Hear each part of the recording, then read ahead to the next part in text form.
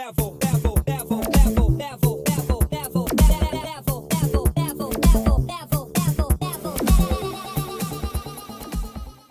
everyone, welcome to the Double Trouble podcast. I am, of course, Nunn Gaming, joined by Bunny. Check it out. We are joining. You probably remember us from the Happy Gaming podcast, and we're back. And we have some more gaming news for you all. Before I begin, like, subscribe to the channel. Definitely check me out, Nunn Gaming. Well, you ready to go? It's been a while since we did a podcast. We're all grown up. We're all nice and well, I'm got beard and you're not anymore. So we are. The beard had to go for this special occasion. One of us had to have a good beard, right? I guess it's me. And the other one had to look like, he looked dashing as always. Yes, ladies and gentlemen, we are back. So just to start off, we're going to do a little bit controversy to start off. I think controversy is always the best way to start everything off. Yeah. And I think a lot of people will agree with this. And if you do, let me know in the comments down below what we're going to talk about to start off. That is, with the fame that people are getting with content creation through TikTok, Twitch, YouTube, everything, you name it. It feels like a lot of people are going way out of control. It seems like becoming famous on these platforms and all that, it gives you a complete different sense of rights and allowance than than the normal average person. People are doing whatever it takes to get those views, whether it's beating other people up randomly in the park, stealing in the name of pranks, being what do you call it? They demand free food, free travels, free upgrades. I've seen them. Yeah. Yeah. So my question is, okay, you know what?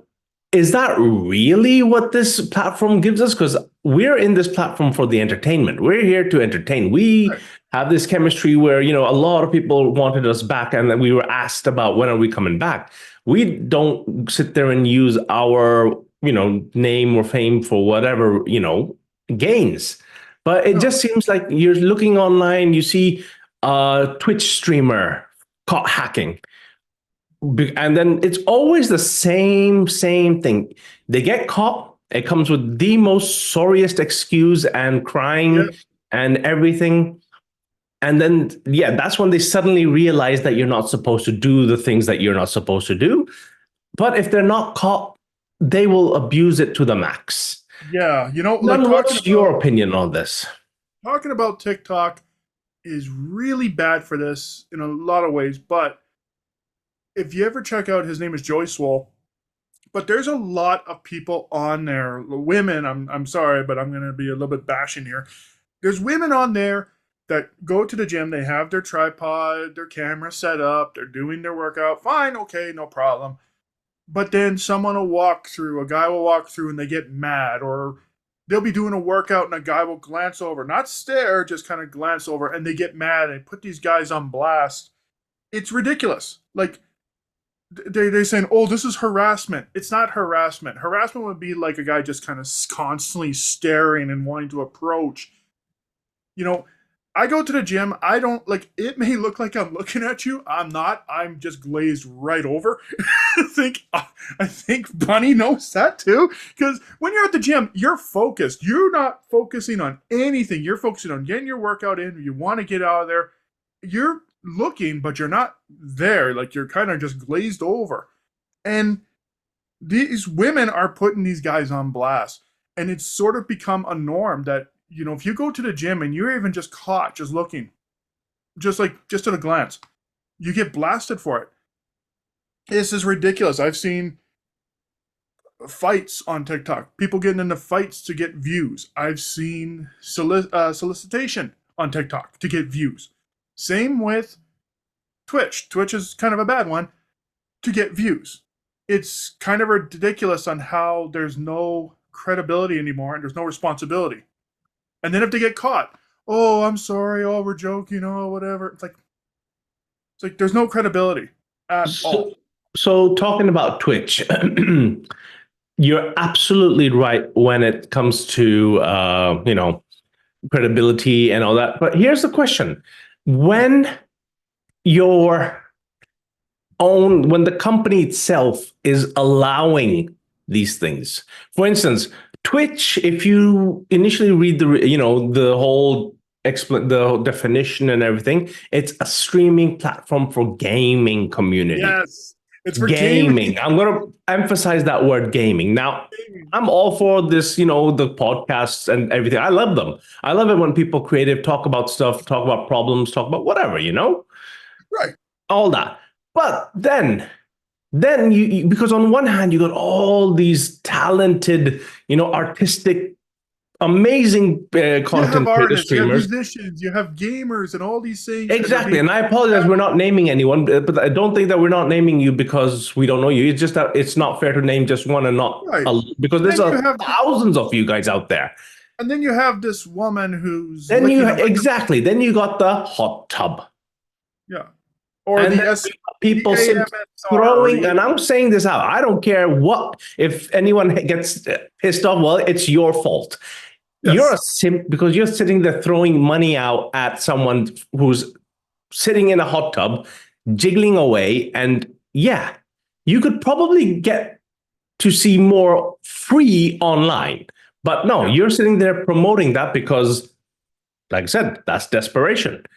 Right. Go I mean, to those people and, talented people. You're on Twitch. You're not on those other websites. You're on Twitch. You're on YouTube. Use your time. Look at people's creativeness. Use it. Look at their talent. Don't look at that stuff because that's not what Twitch stands for. Now, what pisses me off or what angers me is the fact that even though Twitch says, "Oh, any form of nudity will be instantly banned," but then they have a bloody channel called Hot Tub, which I don't understand. It's like we're gonna decide when we want to ban you. If you're profitable, we're gonna keep you. We're gonna promote the living hell out of you. But if you by mistake have only 10, 15 views, but you're talented, but just a small skin was shown, oh, you broke the Twitch terms and conditions. You're banned. I'm going to try and bash a lot of these things right now, even though we're on YouTube right now. But that is what most of these social media platforms are. If you got, say, 1,000 followers or 100 followers, you're kind of small time. No disrespect, but you are. And the thing is, when people have 100,000 followers or 1,000,000 followers, they get away with a lot more. Let's not pretend that it doesn't happen. Mm-hmm. They get away with a lot more. So my whole thing is, do I get mad at it? Yeah. Do I let it bother me?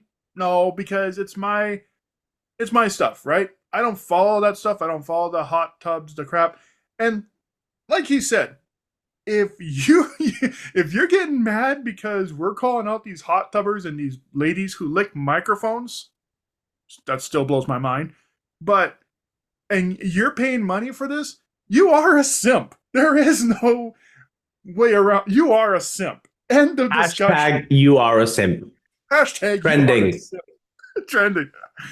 But you know you what? know who you are. You know who you are. I'm watching. I know you. You know you know who you are. All right. You know that amount that you topped up just to throw it at that hot tub, and you got nothing out of it. You know who you are. You know who you are.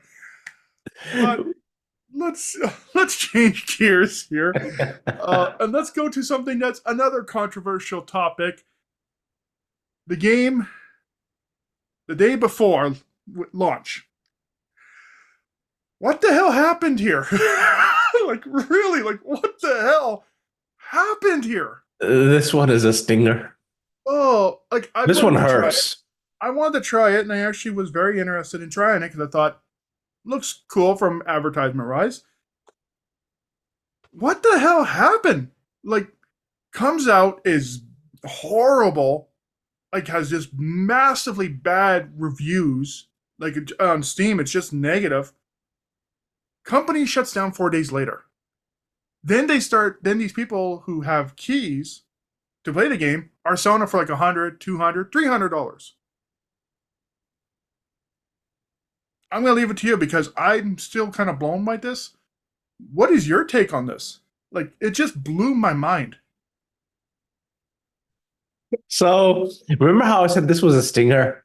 And out of those unfortunate people who ended up pre-ordering the game, I was one of You them. were one of them, weren't I was you? definitely one of them. Now, here's the thing. I was so excited about this game. I love the division. I love the only Last of Us Part 1, Part 2 still hasn't come out, doesn't exist. That garbage doesn't exist. I don't care what anyone says. Oh, you know what? Prove me wrong otherwise. That ties You into my second topic, but move on. again, comment down. Okay, comment down below. How many people, and you got to be genuine, how many people actually liked The Last of Us 2? All right. Yes. I really want every you guys to comment and let me know, because if you like it, Right. something's wrong. Yeah. So, anyways, going back to the day before, when this game was announced, many years ago, and then first delay, second delay, I was like, okay, you know what? I'm all right with the delay as long as the game is good. Right. As long as they're working to improve the game. And then all of a sudden, there was the whole releasing, and I was like, okay, excited. I mean, yeah, there was some, the gameplay footage that they It provided. looked fine. It actually It looked was like a it very wasn't the interesting best, game. but it wasn't something that would have been like, oof, like it looks good. It looks like a Yeah. proper mashup between, The Last of Us, The Division, and Days any gone. zombie. It seems like a fun online MMO game. Right. Then the dreadful day comes when it releases. Now, Let's. Hold on. You know how people like to criticize Cyberpunk and how bad that launch was? Cyberpunk was tame compared to this. I had That's no how. issues with Cyberpunk. No, me neither. I But played I'm on just saying. PS5. Yes, I agree that it was for the old generation, the PS4, PS3, PS4 and Xbox Uh, what one and all that. They were having the difficulties, but yeah. honestly, the bashing that people gave Cyberpunk did not deserve it. It was really good. Right. I loved it. What I I'm, what loved I'm getting Cyberpunk. what I'm getting at though is like this was a game. Cyberpunk came off the PS Store. And people like PlayStation never did this before. They reimbursed fans. Like you got your reimbursement back. Now, to CD Projekt Red's credit, they fixed the game. They won an award at the Game Awards as best ongoing game. So they did work. This game, this day before, So they yeah, again, like I said, getting to the dreadful day. Now here I am. I am there day one on launch. It's downloaded. It's ready. I'm like sitting there with, oh yes, we're it's gonna ready. play some I'm online. We're can't gonna wait. we're gonna have fun. Guess what? Can't get in. Probably, normal. We've all tried Right. GTA Online. The actual day it came out in 2013, and that didn't work either. I said, oh, no worries. They're probably fixing it. I mean, maybe I was like under the impression that a lot of people bought this game, and the servers just, of Didn't course, even that was accept it. giving this game credit. What happens next day? Got in. My character is running this way, even though I'm pressing that way. Keys were, and then the server shut off again.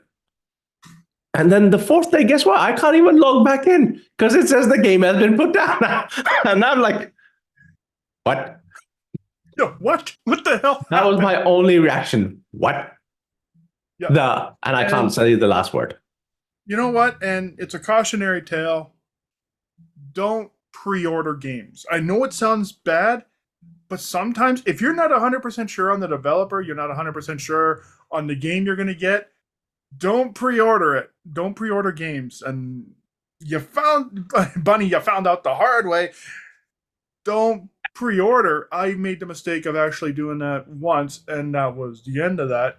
I pre-ordered. I think I pre-ordered God of War, like in 2018, and I don't hate the game, but it's not my type of game.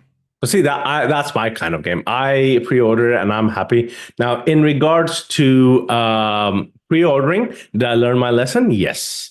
Am I going to do it again? Yes. Yeah, I pre-ordered.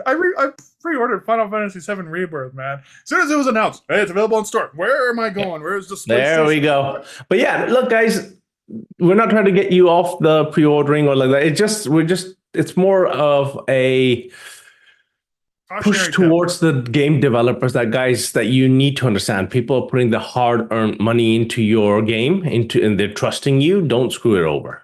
No, exactly. And you know what? Take another year. Like, take another year. Gamers are Look at very GTA. yeah, gamers are kind of forgiving. They will say, like, if you bring out a game and you say, hey, listen, we have to push it back another year to fix up bugs, they'll be disappointed, but they'll be like, okay, no problem, fine, whatever, it's all good. But if you bring out a game and it's a cluster bomb and it doesn't do well and it doesn't play well and the And it servers are shuts off crashing, within 4 days, and your company goes right? bankrupt in the fourth day. Guess what? People don't want gamers will not forgive you for a long time. They will say, why in hell didn't you just push this back? They Why the hell will. did you even make this? Right. That's another thing. Or the biggest thing, why did you lie? Why did you lie to us? And Well, moving on. yes. Now, both me and Nunn have been, we've been researching about this because one thing we've noticed is the Indian gaming market. Yes. So many games are in development. So many games are because India is just coming out with, they're coming out with some amazing ideas and titles. And these games are probably just going to rock the market where people will have difficulties, playing other games. Now, I'll give a couple of examples because I know none will pronounce them horribly, but but we saw the teaser trailer for Mumbai Gullies. That looked amazing. I mean, okay, look, again, you're talking about a team that's not as financially equipped as, let's say, Rockstar, but Right. holy hell, that was beautiful. I mean, the fact that they're trying to make a Indian gangster kind of like GTA-esque game. Hey, go for it. Yeah. And It looks everything looks, it and look how looks good, like in a sense, like look how good Yakuza is. Right? 100%. And Yakuza, I So think, didn't start with the biggest budget either. no, no, no, no. It started with the and the thing is, the hype that this game has got, not just this one, there's quite a lot of other ones. And again, we're not mentioning all of them because it just feels like we ignore people if we start mentioning a few and not everyone. But Right.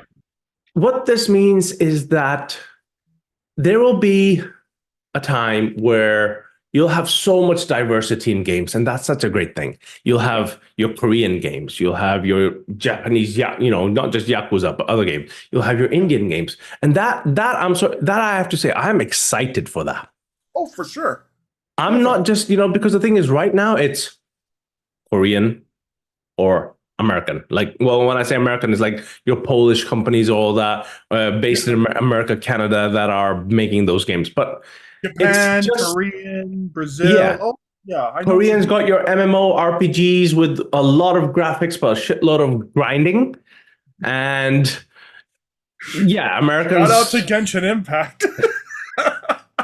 So, but you get what if you understand what I mean. But like I said, guys, I mean, is there any Indian game that's coming out that you guys have read about that you're excited about? Let us know in the comments down below because, Yeah, like I let us said, know. it's exciting to be a gamer now when you're getting all these titles that are in development, and these are small teams that are giving it their best. Well, I'm not sure if you watched the Video Game Awards. I streamed it. By the way, check out my Twitch stream. But there was so many games that were advertised that were made from indie developers, and I'm watching some of these, and like you and me, we've watched those Video Game Awards.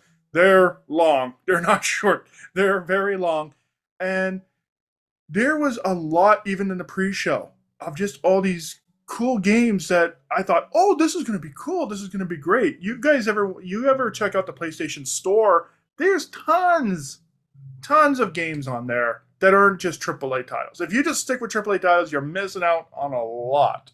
Mm-hmm. Trust me. But let's talk about a game that is being remastered.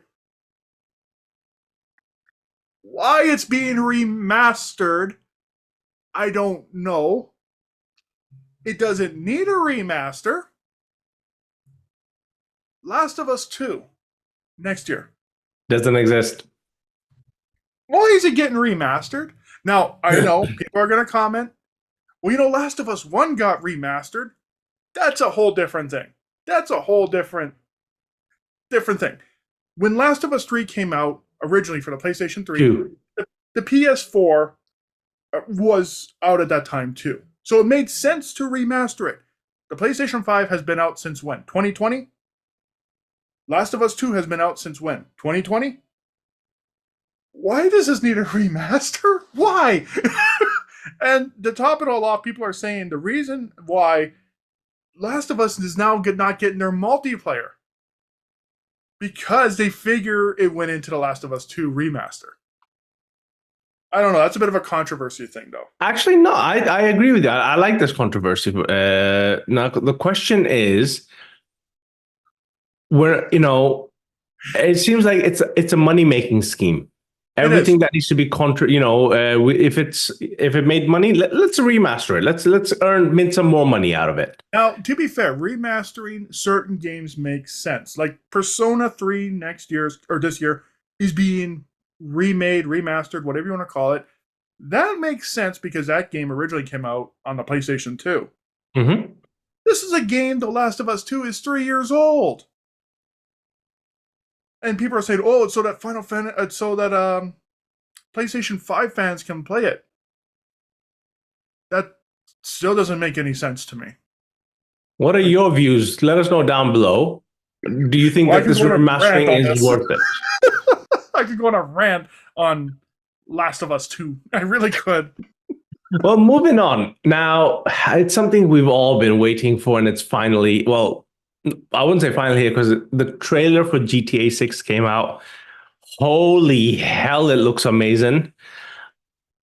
I am excited. It broke records. Just the trailer broke. Hang on. I know you're going to probably diss it, but no. I was going to say, I hate to be this guy, but I haven't seen it yet. And this is when you realize that I'm going solo from now on.